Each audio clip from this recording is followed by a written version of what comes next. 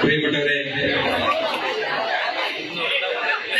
എല്ലാവർക്കും സുഖമാണെന്ന് ഞാൻ വിശ്വസിക്കുന്നു.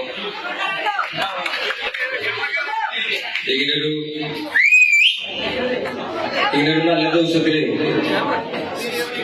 എനിക്കൊരു പ്രധാനപ്പെട്ട ഒരു അതിഥിയായി ഇവിടെ എത്താൻ, നിങ്ങളുടെ മുന്നിലേക്ക് എത്താൻ പറ്റിയതിൽ എനിക്ക് വലിയ സന്തോഷമുണ്ട്. പിന്നെ എനിക്ക് ഒരുപാട് പുരസ്കാരങ്ങളും എല്ലാം നിങ്ങൾ കണ്ടല്ലോ കിട്ടുന്നത്. ഞാൻ അതിന് അർഹനാണോ അല്ലയോ എന്നുള്ള കാര്യത്തിൽ എനിക്കൊരു ഉറപ്പില്ല.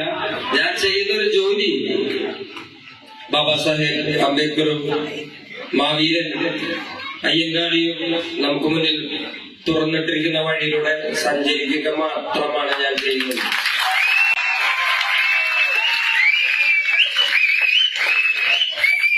ആ വഴിയില് ഈ സനാതന സമൂഹത്തിനിടയിലുള്ള ഈ വഴിയിൽ സഞ്ചരിക്കാൻ എനിക്ക് ഒരുപാട് ബുദ്ധിമുട്ടുകൾ ഉണ്ടെങ്കിലും ഞാൻ ധൈര്യപൂർവം നടക്കും എന്നുള്ളൊരു കാര്യം എനിക്ക് അത് മാത്രമേ എനിക്ക് വാക്ക് പറയാൻ പറ്റുള്ളൂ. ഇത്രയും സന്തോഷമുള്ള ഒരു സ്ഥലത്തും എനിക്കൊരു സങ്കടം ഉള്ളത് ഞാൻ പറയട്ടെ.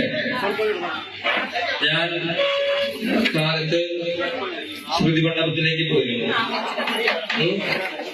ഞാനവിടെ പോയിരുന്നു. ഇപ്പൊ ഇവിടെ വരുന്നു. മഹാവീരൻ അയ്യങ്കാളിയുടെ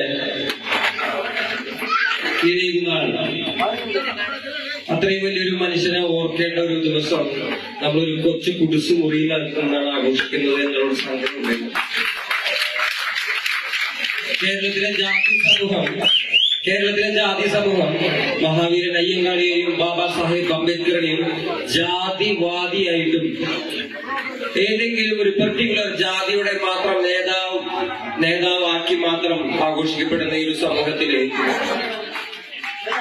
അടുത്ത പ്രാവശ്യം ഇതേ ദിവസം 10,000-കണക്കിന് ജനങ്ങള് ഒത്തുകിടുന്ന ഒരു വേദിയില് ഡോക്ടർ ബാബാ സാഹേബ് അംബേദ്കറുടെയും മഹാവീരൻ അയ്യങ്കാളിയുടെയും ജന്മദിനങ്ങളും അവരുടെ നിലയുന്നാളുകളെല്ലാം ആഘോഷിക്കാൻ പറ്റുന്ന അവസ്ഥയിലേക്ക് സാമൂഹികമായി നമ്മൾ വളരണം എന്ന് ഞാൻ ആഗ്രഹിക്കുന്നുണ്ട്. ഒരുപാട് കാലമായിട്ടുള്ള ആഗ്രഹമാണ്. പിന്നെ